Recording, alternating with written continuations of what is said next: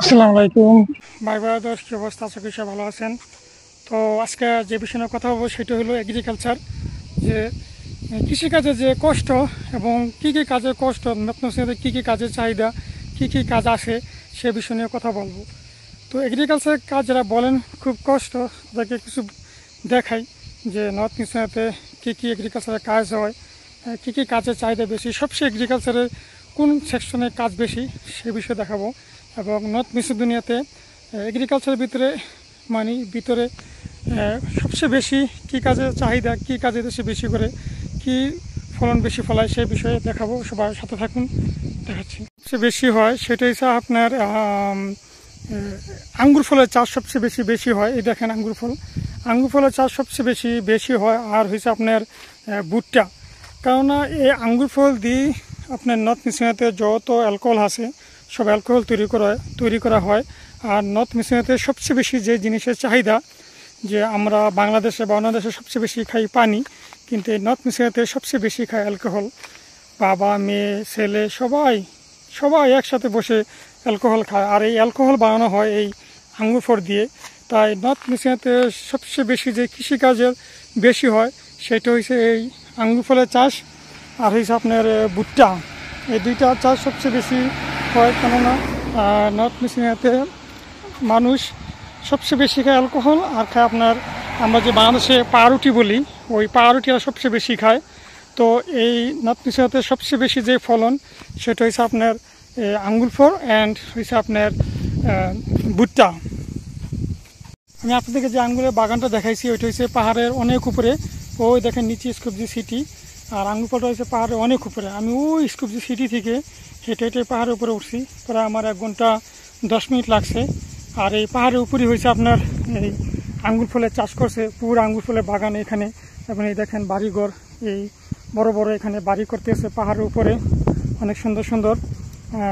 তো আমার সাথে থাকেন, আরও সামনে আরও সুন্দর মজার টপিক্স বলতেছি এই ভিডিওতে। পুরো সেই ভিডিও পাবেন কী কী কাজে আসবেন এবং কী কী কাজের চাহিদা, তো সেই বিষয়ে আরও কথা বলবো। তো আমার সাথেই থাকেন, আমি তথ্য দিতেছি, পুরো তথ্য এই ভিডিওতে দিব সবাইকে।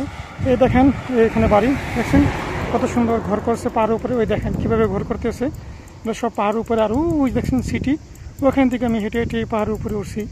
তো সামনে থাকেন, আরও টপিক্সের কথা বলতেছি। দেখাইলাম যে এদেশে এগ্রিকালচারের কাজ কেমন। তো এদেশে এগ্রিকালচারের সবচেয়ে বেশি যে কাজ সেটা হচ্ছে আঙ্গুর ফল, ভুট্টা, ক্যাপসিকাম, মরিচ, টমেটো, আলু, পেঁয়াজ, রসুন, এগুলো সব ফলনই হয়। মোটামুটি সব ফলনই ভালো হইতেছে, কারণ সব ফলনই চাহিদা আছে। নর্থ মিশনাতে তো সবচেয়ে বেশি হয় আঙ্গুর ফলের চাষ, কারণ এই নর্থ মিশনাতে মানুষের যে প্রধান যেই ড্রিঙ্ক, ওই ড্রিঙ্কই হয়েছে অ্যালকোহল। আর এই জন্য ওরা সবচেয়ে বেশি আঙ্গুরের চাষ করে। তো এগ্রিকালচারের কাজ অত কষ্ট না ভাই। অনেকে বলে যে এগ্রিকালচারের কাজ খুব কষ্ট, মহামারী কষ্ট, অত কষ্ট না।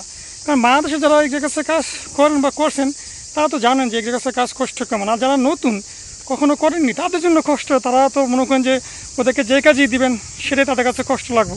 কারণ যখন আপনি বাংলাদেশে কোনো কাজই করেন না, ঘুরে খান, তখন তো আপনি যে কোনো কাজ দিলে আপনার কাছে কষ্ট লাগবে। যখন আপনি আস্তে করবেন, করতে আপনার অভিজ্ঞতা হয়ে যাবে, তখন আর সমস্যা হবে না, তখন ঠিকই আপনার সহজ মনে হবে এবং করতে পারবেন। তো এগ্রিকালচারের কাজে যারা আসবেন অত ভয়ের কিছু নাই, ইনশাল্লাহ আসতে পারেন, সমস্যা নাই। এগ্রিকালচারের কাজও অত খারাপ না। তো আজকে এই ছিল আমি আপনাদেরকে আঙ্গুর ফলের বাগান দেখালাম। আর এদেশের রাস্তাঘাটে প্রায় চারপাশে আঙ্গুর ফল, যে এই পাশে ও পাশে যে পাশে যাবেন দেখবেন আঙ্গুর ফল, ঠিক আছে। কারণ এরা সবচেয়ে বেশি প্রধান ফলই এদের আঙ্গুর ফল, যেখানে সেখানে এদের আঙ্গুর ফলের যে বাগান পাবেন। তারপর আসি আরও কী কাজের চাহিদা আছে নর্থ মিশনাতে। আরও কাজের ভালো চাহিদা যেটা সেটা হচ্ছে রেস্টুরেন্ট, তারপর বিল্ডিং কনস্ট্রাকশন কাজের চাহিদা আছে, তারপরে ফ্যাক্টরি ওয়ার্কারের কাজের চাহিদা আছে মোটামুটি ভালো এইসব কাজ। তারপরে আপনার যে বিল্ডিং কনস্ট্রাকশন যে কাজের চাহিদা, এর ভিতরে সব ধরনের লোকই লাগে।